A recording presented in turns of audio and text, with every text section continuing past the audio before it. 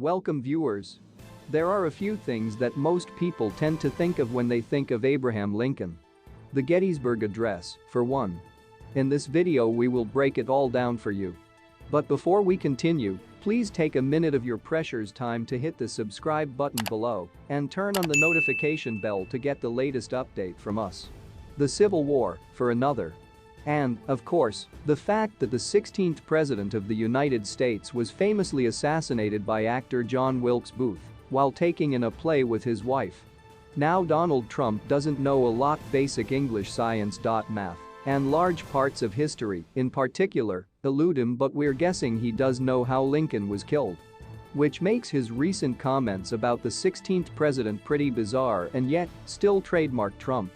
Speaking to Mark Levin for an interview that aired Sunday night on Fox News, the ex-president decided, for some reason, to rank U.S. presidents according to who had been treated most unfairly. Was it Andrew Jackson? They said such horrible things about Andrew Jackson, Trump claimed, failing to note that those horrible things might have to do with Jackson's history of ethnic cleansing. But no, the former guy does not believe Andy J had it the worst off. How about Lincoln? Trump conceded that Lincoln was vilified as well. But you know what? Lincoln apparently still didn't have it as bad as 45, even despite the hole someone literally put through his head. Incredibly, this is not the first time Trump has claimed that Abraham Lincoln, who, again, was shot and killed during a play, had it easy compared to him. In May 2020, when Trump was receiving a mountain of bad press for his handling of the coronavirus, he told Fox News during an interview at the Lincoln Memorial, "I'm greeted by a hostile press the likes of which no president has ever seen.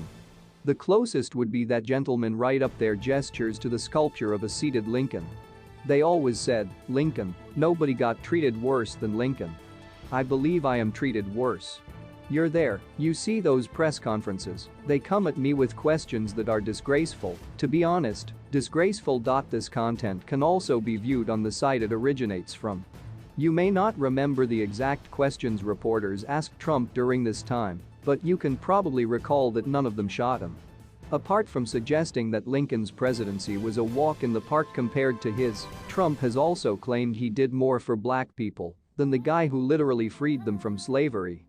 I think I've done more for the black community than any other president, and let's take a pass on Abraham Lincoln, cause he did good, although it's always questionable," the former president said back in June 2020. You know, in other words, the end result. Kirshner, a former federal prosecutor, said during a Monday appearance on MSNBC's Deadline White House that Trump had made a marquee incriminating statement that proves he solicited campaign contributions based on 2020 presidential election fraud claims that he knew were false.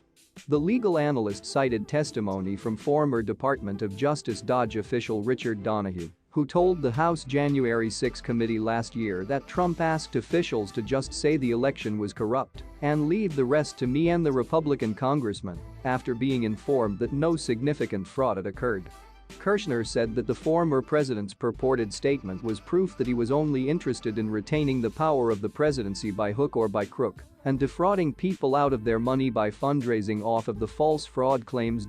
What Donald Trump said and what Richard Donoghue pretty much testified to, word for word, is actually an incriminating twofer, said Kirshner. And that is because he said, I don't care if there was no fraud, just say there was and leave the rest to me and my Republican allies in Congress. It proves Donald Trump did not care about the true state of affairs, whether there was or was not election fraud, he continued. That marquee, directly incriminating statement, I think, makes for a powerful case of both wire fraud and conspiracy to defraud the United States. Please, what is your take on this? And remember to subscribe as well. Thanks for watching.